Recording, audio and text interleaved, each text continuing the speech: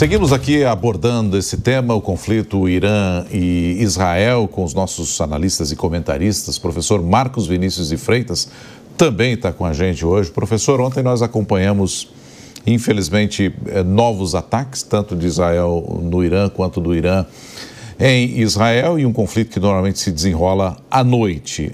Professor, quando a gente tem essa preocupação aí de vários líderes, a reportagem trouxe vários deles, uns defendendo Israel, outros contrários a Israel, e o temor de uma possibilidade de terceira guerra mundial.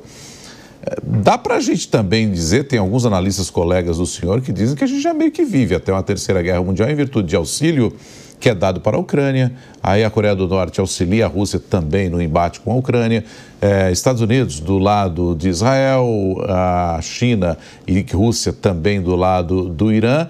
Talvez não seja uma terceira guerra mundial efetiva, mas acho que todos os países estão, infelizmente, nesse mesmo balaio, não, Marcos? Bem-vindo. Bom dia, Nonato, um prazer conversar com você e a Beatriz sempre.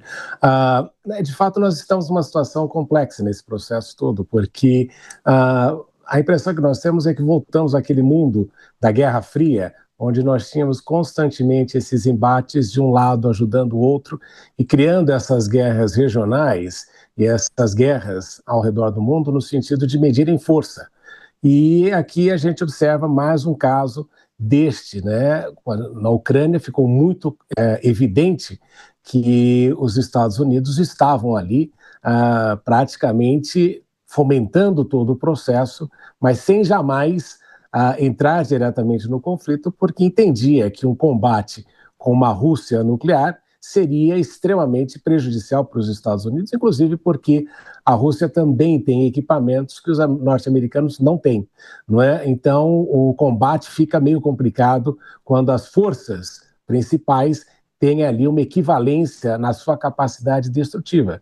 E durante muito tempo a gente sempre acreditou que esta capacidade de destruição mútua fosse aí um impedimento para que houvesse um desdobramento maior. Mas de tempos em tempos nós observamos que são utilizados estes países, né, menores que fazem estas guerras por procuração até para, de alguma maneira, evidenciar o poder daquele país que está por trás deles. Então é fácil de nós notarmos, por exemplo, no caso de Israel, o próprio presidente Trump disse que todos os equipamentos que Israel estão usando têm uma capacidade elevada de destruição porque foram feitos pelos Estados Unidos.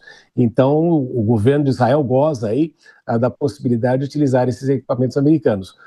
O Irã, por exemplo, já tem que utilizar outros equipamentos de outros países com os quais tem eventuais alianças políticas e econômicas e principalmente de defesa. Então, é isso que nós observamos. Estas guerras parecem ser uma nova realidade.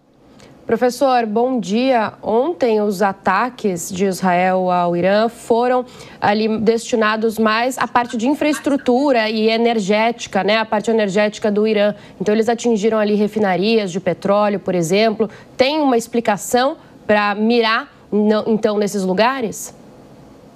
A questão do ataque às refinarias, muitos acham que foi prematuro nesse processo todo de guerra, justamente porque o objetivo de atacar a refinaria é de criar um problema econômico para o Irã, que é um país que depende da exportação de petróleo e vê aí uma redução já há bastante tempo em razão das sanções internacionais, mas que ainda assim consegue exportar seu petróleo para outros lugares do mundo. Então, o ataque aí às refinarias tem este objetivo de criar um problema econômico no coração financeiro e econômico do próprio Irã.